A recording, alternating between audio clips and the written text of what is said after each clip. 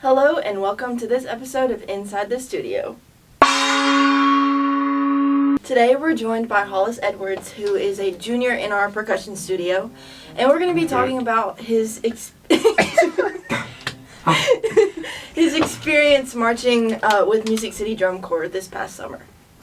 So I'm going to start off kind of basic. What initially pushed you to want to audition for Drum Corps? So I didn't even know anything about drum corps until college. I didn't really do a lot of marching band stuff before then.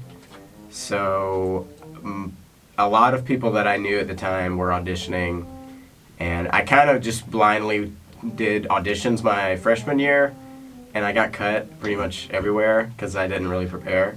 But I got to experience the process. So then the next year I went smaller and I did Music City, and I don't think I auditioned anywhere else. So I got really lucky with that, and I got the contract for that in December. So yeah, it was pretty much just knowing about it slightly and slowly being more involved, and then also Jack Albert was very interested in having UNA participants. So yeah.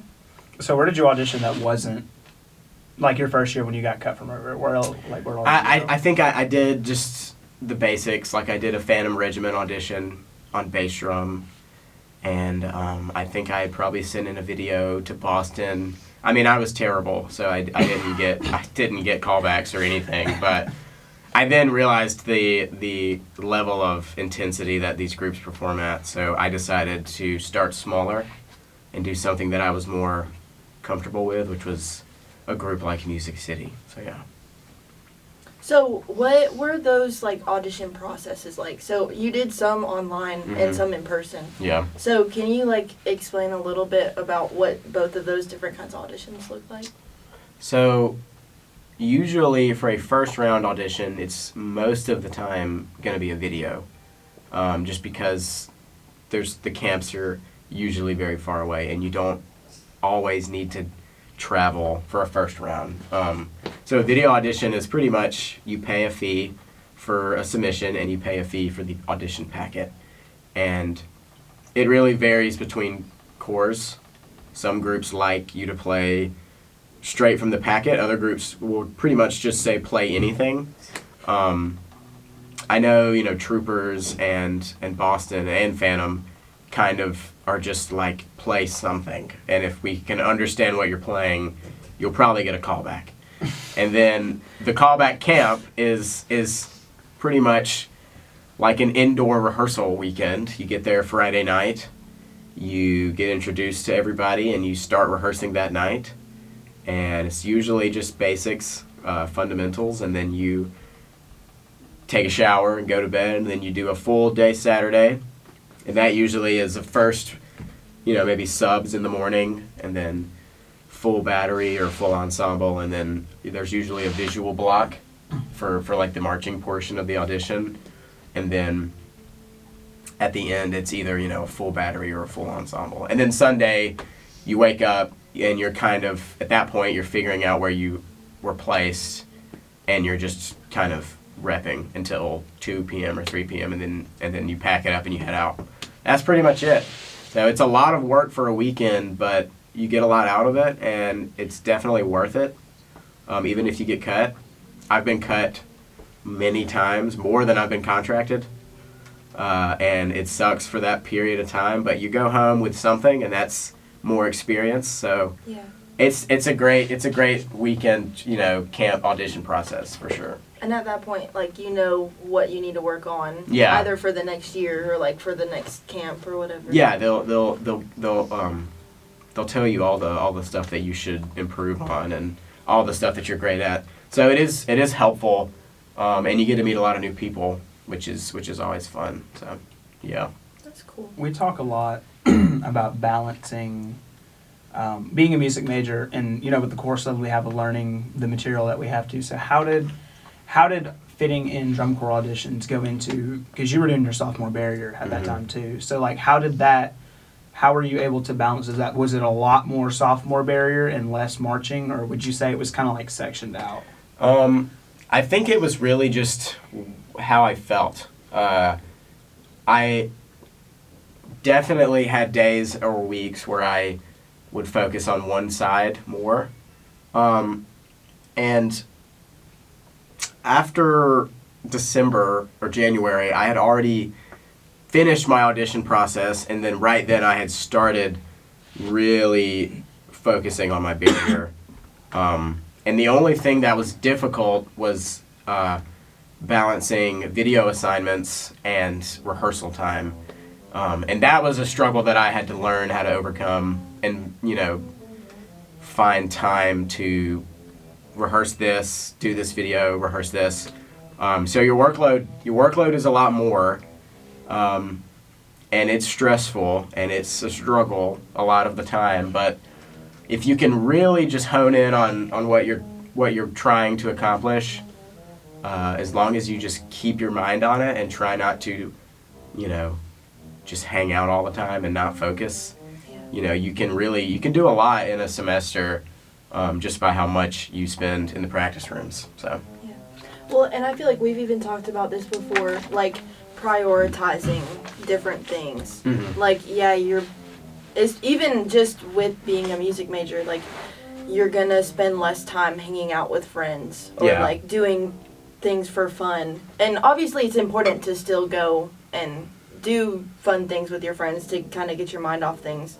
But you also have to prioritize, like, okay, here's my goal. I have to do what I have to do to get to that. Yeah. Do you have anything to add? This is like a classroom. Like, Your turn. No, being a music major is difficult in a lot of ways because you have to balance a lot of things. And I think throwing drum corps on top of that, definitely. Because a lot of the people you marched with, were they actually music educators or were they just normal... Not the majority of not normal, but like normal college majors. The majority of people were non-music majors. That was the thing, is like they're so able to just go in and crank out a video assignment and then finish their other homework. With music, it's completely different. Yeah, I mean, it's definitely easier for people who really like drum corps, and they are a business major or something. But, there are people who just like music and they like percussion and they like, brass. Yeah. And those people are crazy to me, especially the indoor people, because it is just so much work. Plus, you have to make sure that you are not failing, your classes. So. Yeah. But, yeah, no, I mean, it definitely was stressful at times. And there were days where I was up super late just trying to get what I needed to get done. But it worked out in the end. Everything got done. I passed the barrier. I marched the season. So I think it was a successful semester. So yeah. Okay, so obviously you made drum corps after really that whole process. So what did a typical day on tour actually look like?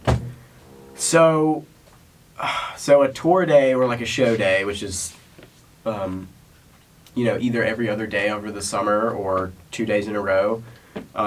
The rehearsal load is a lot less on a show day. You just don't have as much time, especially with a lower group. Groups like the Blue Devils, they perform at like 7 p.m. So late. So they have a lot of time in the early morning and the afternoon to rehearse.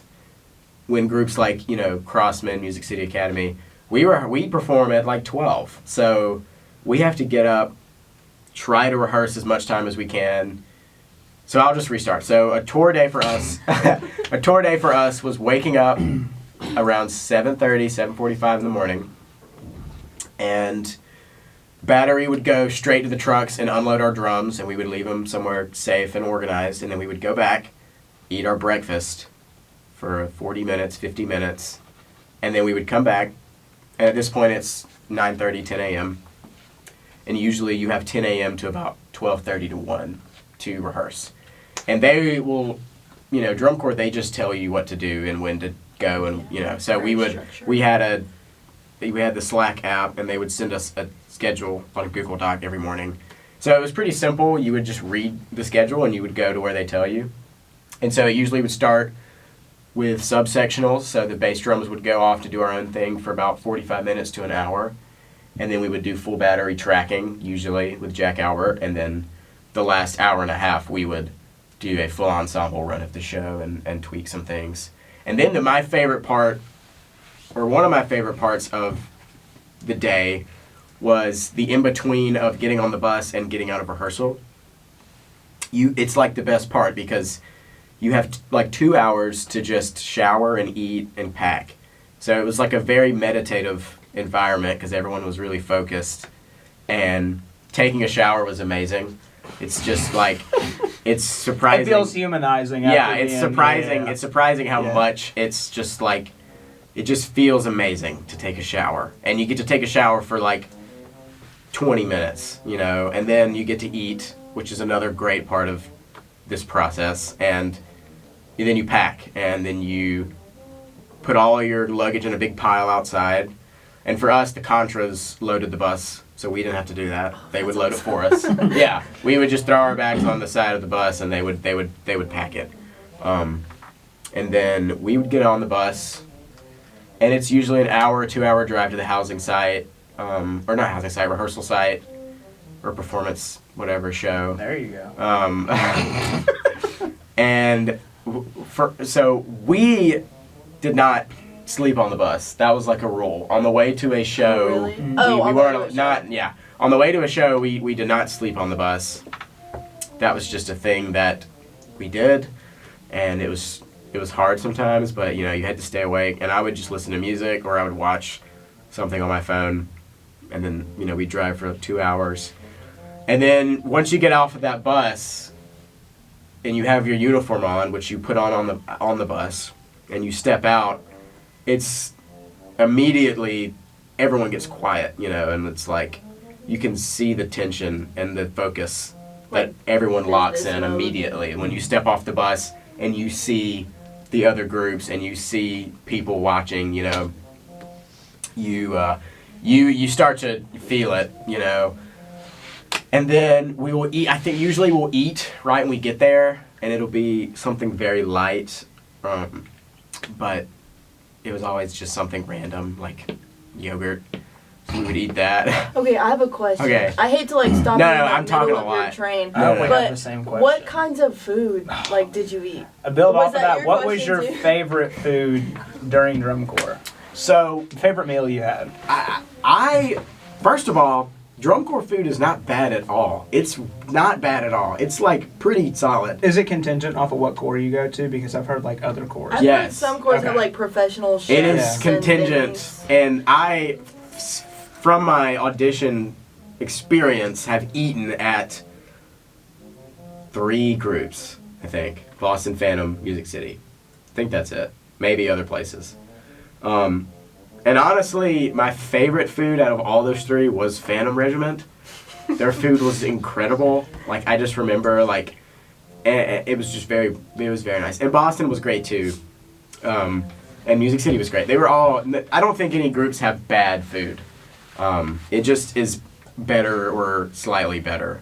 But what we ate, so every single day they would have peanut butter and jelly sandwiches for every meal. Every single meal every day, because there were some days you really didn't want to eat what they had. It just you were sick of it, or you didn't feel like it, or you didn't feel good. So they would always have that. And I didn't eat it a lot. I probably had it like 6 or 7 times. 6 or 7 times on tour.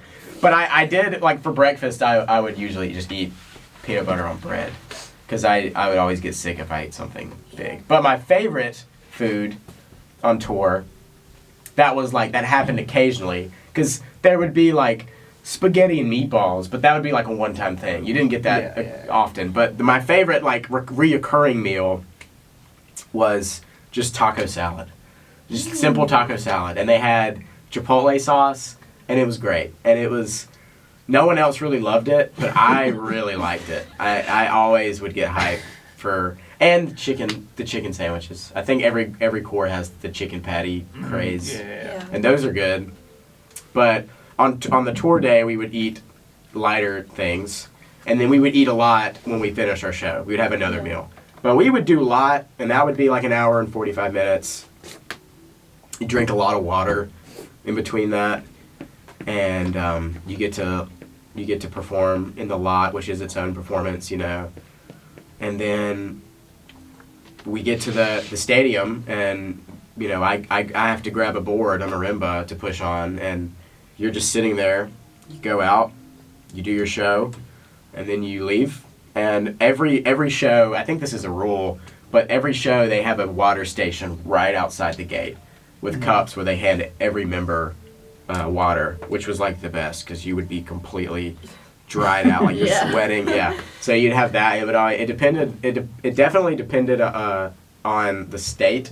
Like Mississippi water was not good. Right. But like. Do you think it was like hose water? It was like hose water, but then like Texas was like pretty. You know, you could tell like the type of water they were giving us. But we would load our drums.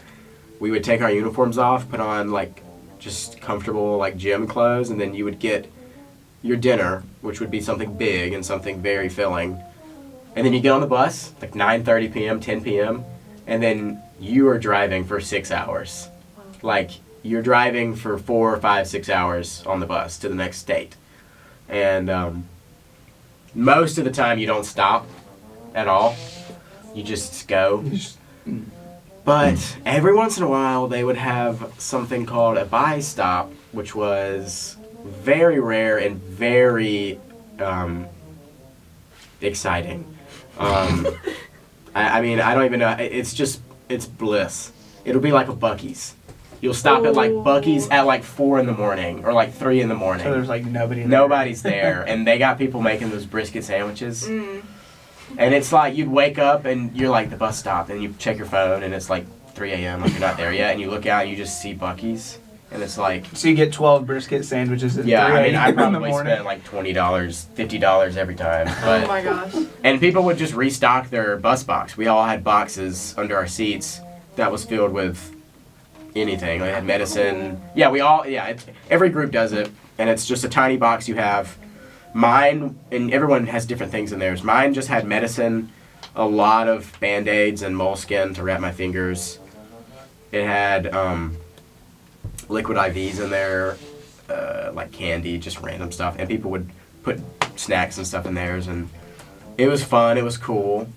And you'd fall asleep, or you'd try to fall asleep. Sometimes you didn't. And then you'd get to the housing site 5 in the morning, 4 in the morning, 6, anytime in the early morning. And then you have to get all your stuff lugged out into the high school or to the college, and then you go to sleep. And then you do it again the next day. And then, there's rehearsal days in between that where you just rehearse, but that's pretty much it. What was the nicest place you stayed at? The nicest place I stayed at was Mars Hill University. We did not have, that was during spring training for 3 weeks, and it was amazing. It was amazing. I can't even, it was amazing. What about it was amazing? So, we got our own dorms. And they were not like dorms here. They were dorms like apartment dorms. Like we all had our own private room. Oh my gosh. Where we could lock the door and be alone.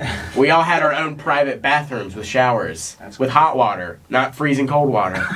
And we had a living room and we had a fridge to put, waters in. And it was amazing. It was incredible. And the first day we got there and we were moving into the dorms, they were like, no door dashing. We are not doing that. And right when they said that, I had done a DoorDash order. Oh no. So I ended up telling them, I was like, oh my God, I'm so sorry. Like, I just DoorDashed. And they were like, it's whatever. And I DoorDashed like waters and like paper towels. It wasn't like food. But we did DoorDash food a lot when we weren't supposed to. So. Heard it here, folks. Especially in the dorms. It was really easy to do that. But the dorms were nice. Our rehearsal areas were really nice. It was like college stadiums. There was multiple buildings. We had like a cafeteria building. We didn't eat outside. So you basically just went to college at a difference. It was like going to college, but your class was just marching band every single day. Yeah, and we would all hang out late at night in our dorms, and people would come over to ours, and they would pad, which I don't understand. I did not understand You that. wanted downtime. I didn't do that. I went into my room and sat on my phone in the complete darkness, but... Yeah, it was a lot of fun, and the mornings were easier too because you don't get waken up by like people screaming at you. You get woken up by like your alarm. It feels like a normal day, which was nice. So, spring training. Everyone talks about how difficult spring training is, but what was your biggest challenge that you faced? What was it? Was it spring training? So, like, was it something physical, or was it like a mental thing that you had to get over? Well, I struggled a lot. I struggled more than I think most people did. And it was not as much of a mental thing for me. It was my physical health was declining pretty rapidly when I got there. My blood sugar had dropped a lot the first 2 days. And that made me lose my appetite pretty quickly. Because we did a lot of PT, we did a lot of exercise, and it had messed me up to the point where I just got really nauseous every day, and I stopped eating, which was never what you should never do that. And eventually I, got so sick that I was like worried that it was going to be like this the whole summer. So they, and during spring training, every other day they get this big like minivan and they send anybody who needs to go to the doctor, and then they take you back. So I went because I was like, I need to figure this out. Went to the doctor, got my blood drawn, got some IVs put in me, and doctor came back and was like, yeah, your blood sugar's really, really, really low. Like, you need to eat here before you leave, and you need to sit in here and eat, and then you can go. So I did. I had a meal at the doctor's office, and then I came back, and then the rest of the summer I was completely fine. This was like week 2. It was like, and I felt so awful because, I was struggling to just even like get to a block because I was dying. I was genuinely dying. Like my hands were shaking. Like I couldn't. It was just awful. And being out in the summer heat, it was not healthy for me. And I just felt so terrible because I did not want to act that way. I didn't want to be that guy. And I was for a very short period. But then when I came back, I was completely fine. I just had to eat a one meal, and at that point I was fine. You're good. And then later on, a lot of people started to feel that way, and they were getting sick, and they were having to sit out. But for me, I don't know. I just didn't. I didn't have to do that after that first like week and a half. And the rest of the summer, it was fine. I lost a lot of weight. I had a lot of fun. I was eating a lot more. I still didn't eat a lot. I ate less than I was probably supposed to every day. Right.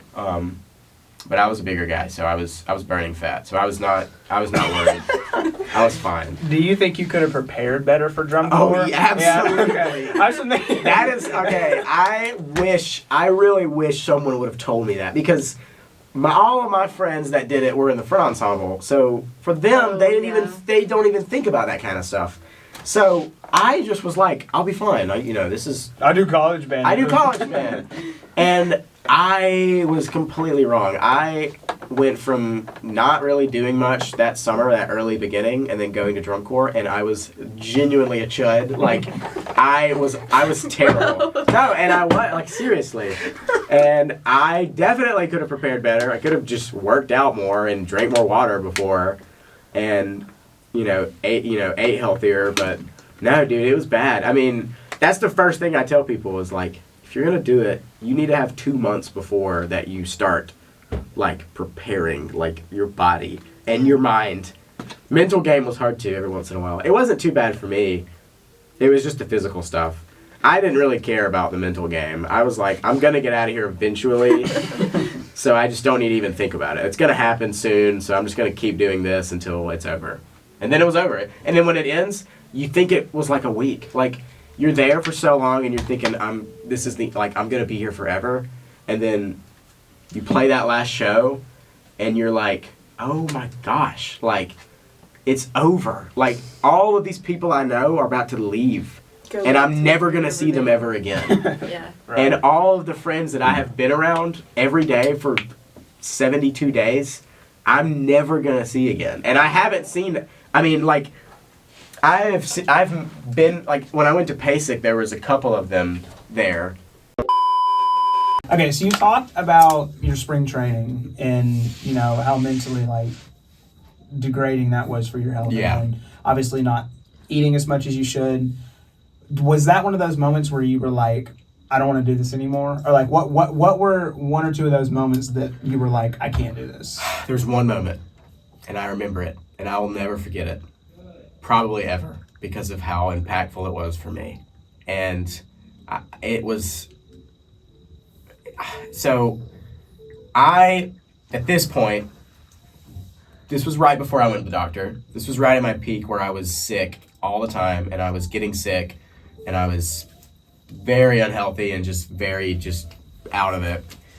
And I was not the only one. The entire baseline, all of us were rookies. So we all were going through it. It was an entire rookie baseline. And so it was not just me, it was all 5 of us. We were all depressed at this point. It was like day 5. It wasn't even that far. You know? That's the thing. Because you think of it like, oh my God, I've been here for almost a week. And then you're like, wait, I got 12 more this weeks. This is day 5. I have 12 more of it, and that can mess you up. That can mess you up pretty bad. And so our bass tech, who was an older guy, noticed that none of us were talking. We were all completely out of it. And so he stopped our subs block and he was like, everybody put your drums down. And then he said, let's go out in the woods real quick, which was weird. So we all followed him. It was not in the woods, but it was out by the skirts of the woods next to a field. Mm-hmm. And he was just like, I want all of you to tell me why are you here? What's the reason? Ooh. And we went in order, 1, 2, 3, 4, 5. And we just kind of said why we were doing it. And I don't remember what I said. I think it was just to prove something, just to do something. Yeah.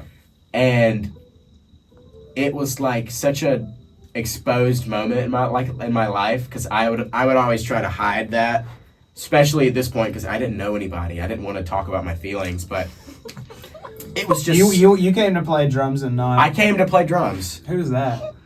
Benton brought your ice cream. Yes! Nearing the end of that conversation, I just remember walking away, and we all kind of were doing our own thing. When I walked away into the middle of an empty field where nobody was rehearsing, and I just screamed as loud as I could for 20 seconds. It's like a movie. It was, and they always tell me, remember that time you were in a movie and you screamed as loud as you because I was just so frustrated at myself for struggling. And so I screamed, I just yelled, and then I came back and I was like, all right, you guys ready? Let's go back. And we did, and we played drums, and... Were you better? Did everybody play better after that moment too? No, we were still dirty. But we got a lot better, and we, 5 of us, we all got really, really close. And to this day, we still talk, Do you feel like at that moment, you finally kind of understood each other?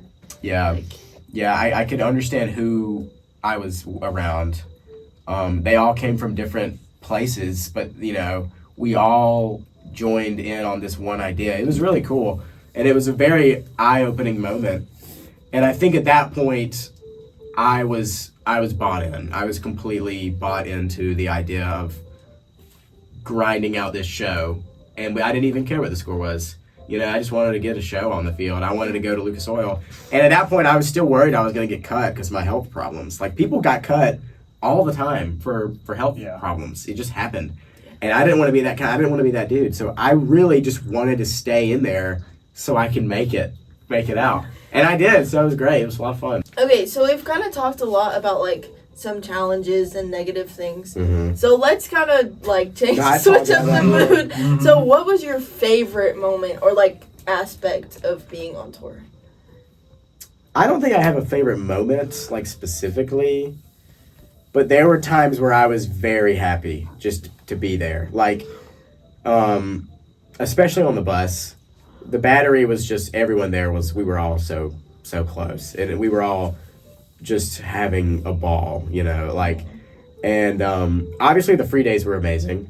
The days where we had 2.5 free days the whole summer. Mm-hmm. One of them was a half day and the other 2 were full days. And those were great.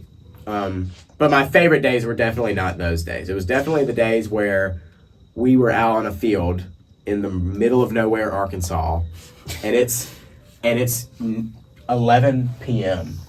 and you are completely drenched in sweat, and you did a rep, and then you are getting ready for a full run, and everybody is freaking out. They're so excited. Like, everybody is so, they're running, like, and you are pumped. Like, your heart is beating just to do a full run in the middle of nowhere. And you lay down on the field when you're done to, like, we would do, like, stretches on the field after our full day, and you just get to lay there with your friends and just talk and just hang out. That's actually so sweet. For like 30 minutes. And it's like, nothing mattered at that point. Nothing, those were the best nights. Most of my favorite times were at night, just because it was like, you felt like you gotten something done that day. So it felt good to be there. Yeah. You were one of the more well-rounded musicians that I know. Like, you do contemporary, you do marching, like, you do everything. So doing drum corps, do you think that changed, like, you as a musician? And how do you think that'll help you? Or what did you learn from that it? in, like, your career as a musician? Some people are very it's a very controversial topic, surprisingly. One of the more famous percussionists, Chris Lamb, one of his rules to become one of his students is to have no drum corps experience. Oh, wow. He requires no drum corps experience. You can't march. If you do, then he's not gonna cut it out. He's a more orchestral percussionist, and obviously, doing drum corps can affect that. I definitely got worse and better at certain things. Bass drumming specifically helped with, surprisingly, Burton. Oh, really? Of this That movement. makes Right, sense. if you're playing rotation, it's the same thing. Yeah. So my Burton chops got really good when I came back, and my Stevens were awful. Everything else was terrible, but timing, obviously, like, especially on bass 2, my timing skills got a lot better. My overall tempo maintenance got better, knowing the tempo and keeping it, which helped me in jazz band, playing drum set. But things definitely got worse. Four mallet, the Burton chops were there, but four mallet was a struggle to relearn. Playing snare drum with thinner sticks for orchestra was difficult. Felt like you were holding. It felt like I was holding chopsticks. I guess I didn't really think about that, because you go the whole summer only playing bass drum. You don't so hold you don't sticks. do anything else. And I brought a pair of, like, 5As with me, and I practiced on them, like, maybe twice through the entire season, because I just was like, especially near the end, I was, like, starting to, like, practice at night with 5As instead of, like, big, shank Waldies. But the sticks made it like that by itself was a struggle.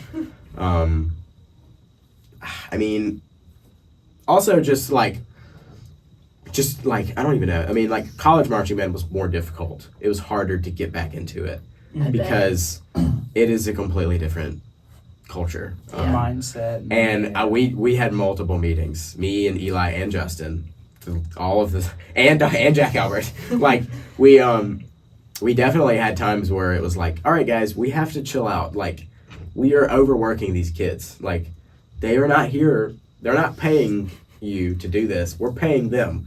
Yeah. So let's not drive them away. Let's not scare them off.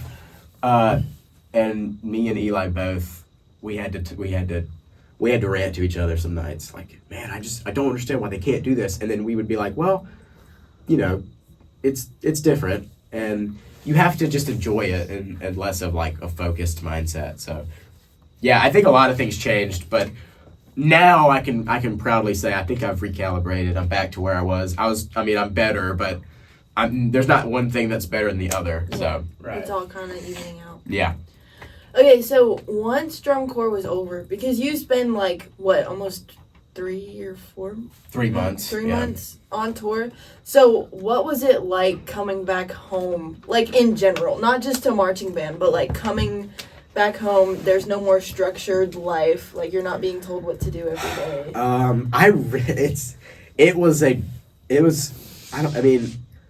What happened for me was not what most people had felt. They call it post-season depression, and it's very common. my roommates, Ariel and Simon, both got it when they came back, and it was Ariel had it really bad. Really? Like, Aw. genuinely bad. Like, she was just depressed. Like, and it was awful. I mean, Simon was a little less, but he was even, like, in the dumps for just being back. And it took them a while to open back up. But I didn't get that. I was excited to go home. I loved the idea of going home. And it was, our last day was my birthday. The day we were all going to go home was on my birthday. So I think for me, I was just more excited to see my family and my brother. You know, I didn't see them ever. Yeah. They saw you, but you didn't get to Yeah, see them. and they had a hotel, and they were like, do you want to stay with us tonight instead of staying at the hotel with the core? And I was like, absolutely. I didn't even think about it. So I left a night earlier than everyone else. They all left that morning, and I had left that night. Yeah. And the craziest part was that when my parents rolled up to the hotel and I got my bags and I walk outside the hallway of the hotel, everyone's in bed. I didn't say goodbye to anybody Aw. except the bass line. And that was difficult. I bet. The bass line, it's such an emotional, like, we all cried, you know, like, a bass line is such a very, you know, connected part of the ensemble. Yeah. And when you close the door, you know, like, and they are not in your life anymore, you know, like, it's over, you know, and you'll never be, all five of you will never be in the same room ever again when you've been together every single day, you know, and you know, you have best friends. Like, bass 4, his name's Evan, he goes to TCU. Oh. Yeah. He's a percussion major at TCU, he's a sophomore. We literally had friendship bracelets. Oh. We had friendship. I have a video. Can I pull it up? Am I allowed to do We'll that? clip it. Insert video. Okay, all right. I have a video of us in a lot. Boarding or something. You can see me wearing it on my... Oh. It was a unicorn medallion. But yeah. That's awesome. Yeah, so like, we were literally best friends, and we were hanging out together every single day. We didn't hang out with anybody else besides the bass line. And then it's like, all right, bye. You know, like, I'll see you never, or, you know, I saw him at PASIC and that's it. So leaving was very heartbreaking. But then it's like, you get in the car and Mom's like, you want to go to McDonald's? And you're like, oh my God, yeah, forget them. Like, yeah, let's do it. We went to a bakery, I remember, and they got me like a slice of birthday cake because it was my birthday. Mm-hmm. And I remember going, and also, like, when we walked to the bakery, the tech staff were there. And so I, like, immediately, like, it was like, yeah. Oh my gosh. And, like, I was like, oh my God, what do I do? But It's like seeing your teacher out in public. yeah, you're like, this is just weird. And then you get in the hotel, and I sat down with my birthday cake, and my mom put on Seinfeld, and I was just sitting there, and I was like, it's just, you're sad, you're really, really sad, and then you get to leave, and then I was just like, you know what, it was great, I'm enjoying this, like, and then going home, like, to Florence, that was weird. It's weird, you know, even getting in a car, driving was weird. Like, I didn't drive for 2.5 months. Like, getting in a car and driving was so weird to me. Or, like, just, like, taking a shower by yourself. I know that's, like, really funny, but, like, you shower with all of your friends. And you hang out in the showers. And then you take a shower at home. Like military, like... Yeah, it's like the military. Yeah, okay. And then you get in the shower at your home. You get in the shower in your home, and it's completely, you're by yourself, you know, like... it was just so weird. It was like it was crazy. And then the next day I was at band camp. So Yeah. it was kind of like, it was like pretty much the same thing. I was so excited to meet, like to be back. I was so excited to get to see everybody and get to talk to people that I knew. Like, I remember I hugged Erin for like 45 seconds. Like, way too awkward of a time. And me and Erin we weren't even really friends, but he was my roommate. And he was the first person I had saw when I got back. And I hugged him, and I was just like, oh my God, like, it's somebody different, like, you know. Somebody I know. It's somebody that's not the same, you know, 100 people. And I was just so excited. I remember I was walking to, like, Battery Lot, and I was just smiling. Like, I was just like, I couldn't even like hide it. And then Dr. Wiggins was like, go get your drum. I was like, all right. And so, yeah, but no, it was very bittersweet. It was very difficult to have to go through, though, for sure. But it was definitely something that you don't regret doing at all. Yeah. Not at all, yeah. No, it was amazing. So for other people who want that same type of experience, like audition advice, what do you have? Audition advice? We'll say for percussion in general. For percussion in general, you should know the packet, like, pretty well. Right. If you are worried about not knowing the packet, you're not going to make it. No, I mean, that's not technically true, but if you don't know the packet well, you're probably not going to have the best odds because they can't even really judge you on your technique if you don't even know the music. So you should learn the music first. Well, and at that point, it's like, if you don't learn the packet, how can we trust you to learn the music? Yeah, you're wasting your time. You know, like, people will go and they'll audition for a camp and they'll be like, I didn't even get the packet. And then it's like, okay, well, you get cut and then, you know, just learn the packet.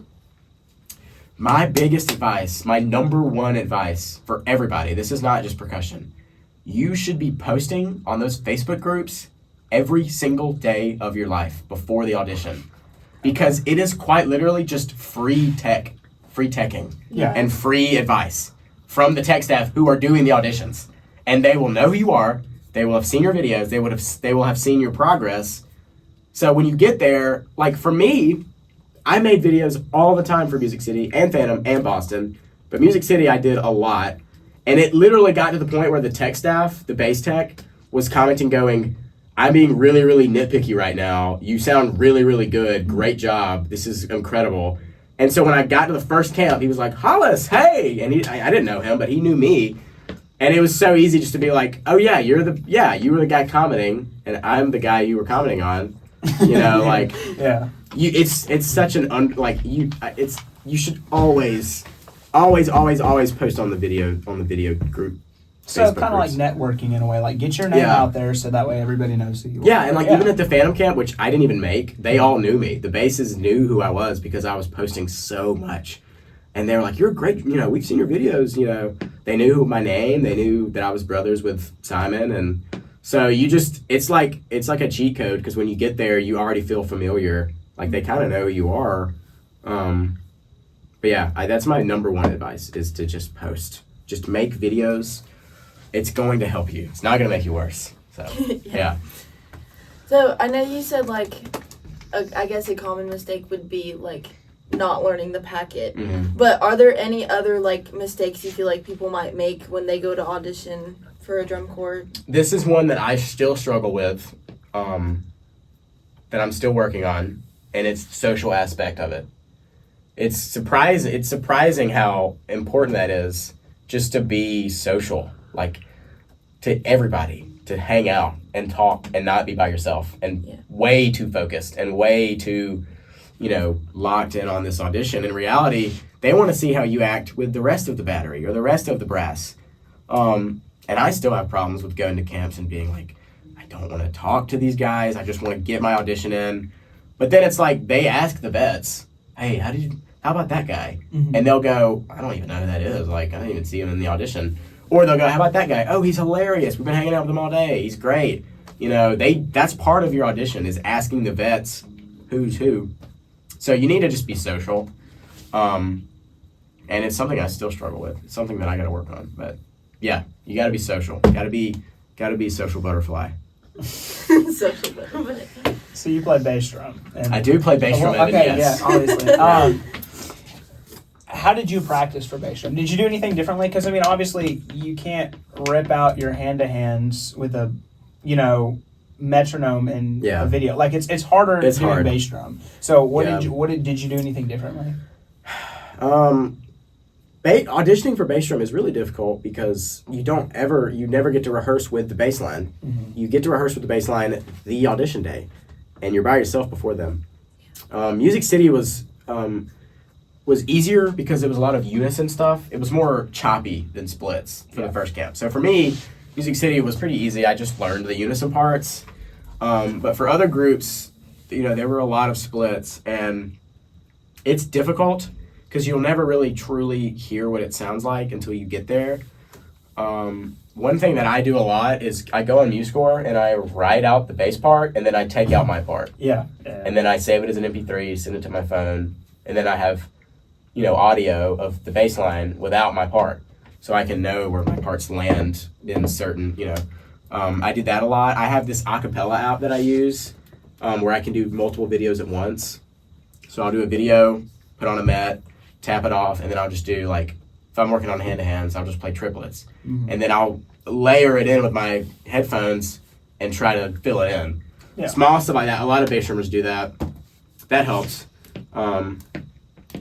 It's really just how can you blend, and that's something you have to just kind of figure out quick when you get to the camp. Mm-hmm. But that's the whole thing, blending and balancing. Yeah. You could talk about it for a long time. Okay, I have one more question that kind of goes along the lines of that. But since as a bass drummer, all 5 or 6, however many bass drums, you're never guaranteed which drum you make. Yeah. So how did you deal with did you learn every single drum's part, or how did you go about that? So that is complicated because they technically don't expect you to do that. No groups will tell you to learn every part because it's very difficult. They will tell you to learn 1 or 2 parts that you're interested in to see where you land. And obviously you're not on those 2 drums the whole time. Phantom, I was on bass 5 and 4, and then Music City I was on 2. But for Boston, I was on everything. I was on 1, 2, 3, 4, 5. And you have to sight read. You have to be really good at sight reading, which is another good tip, is to get good at bass sight reading. It's something that you don't think about, but for an audition, you should just be able to be really good at sight reading. And they obviously, if you miss a note, they're not gonna count that against you. Right. They'll tell you, let's get you on 3. I know you don't know the part, but just try to hang on. And a lot of the times they'll just do simple go, up and down the drums, which is easy to pick up. So you're not guaranteed which drum you make, and you might audition for something and get contracted on something else. I had a lot of people at Music City audition for 1 or 4, and they would get put on different drums, and they get contracted on 5. It would always be some random, other option. But yeah, that's pretty much it. You just have to be good at sight reading, and if you're not, then you just better hope you can play, something good. I think one of the biggest pieces of advice I got about auditioning for bass drum was when I auditioned for indoor, my tech, he was like, learn how the part goes all together. Mm-hmm. Learn how it fits musically, as a lyrical piece instead of counts. Yeah, instead of counting, thinking of one, and try to think of it all as a lyrical piece, and it actually helps you memorize all of the other parts a lot easier. Yeah, they also say just learn the snare parts, the snare counterparts. Yeah. Because they a lot of the time it's the same thing. I hate doing that. I don't like learning the snare parts, but I did. You just have to learn 2 parts of that one. Yeah, it's a lot, but there's people who are much harder workers than me that learn every part and they have it all memorized. But yeah, learning the snare part is always good too. So I've never played bass drum before. It's great. It's fun. I love it. I love bass drum. Bass drum's great. So much fun. It's so exciting because it's when you need 5 people get together. You gotta be friends. It's so cool watching. And even at UNA this year, y'all were the closest knit, tightest knit section. Yeah, and that's been my biggest thing with any group that I've been over, Music City or UNA, as the section leader. I was very strict on us being together physically all the time. And you can ask the Music City basses. I was really strict with them. Oh. We showered together. We went to the bathroom together. If one person had to go, we all went with them. Potty break all together. If we got water, it was together. If we got food, we got together. We were in line for the food truck in order, 1, 2, 3, 4, 5. We slept in order. We had all of our stuff was lined up the same. So cute. Yeah, we did it. We did everything together in a clean, organized fashion, and that was nearing the end where we were really good. So we could do stuff like that, and we thought it was hilarious. Everyone loved it, and we were clean. So it definitely did something. But yeah. Okay, last question, and this goes for everybody. And if you want to comment your favorite, you can comment. Like and subscribe. Like and subscribe. But okay, so what is your favorite drum corps show of all time? I hate this question Me and because no Hollis- one knows this show. We can put links to the shows. Too. It is. No, he's gonna say something crazy. I'm trying to remember the show. It's Nobody knows it, but I don't know it either. It is The Velvet Knights, 1990. Oh my. Alright. And I know, and that's my actual favorite show, but if my favorite show is probably the Cavaliers 2003 Spin Cycle, which is an incredible show. I Cavaliers think to the 2000s. it's a went on master- generational run. it's a masterclass on drill and cleanliness. My old high school band director marched in one of those shows. Yeah, Like the early those years crazy Cavies, drill- they had yeah. it figured out for sure. That's a great show. Both of those shows are in my number one spots. They're sharing it right now. So, yeah. We'll do two then. We'll do two because I have two. Wait, as I well. don't Perfect. want Oh, well then just do one, but I'm Okay. doing two.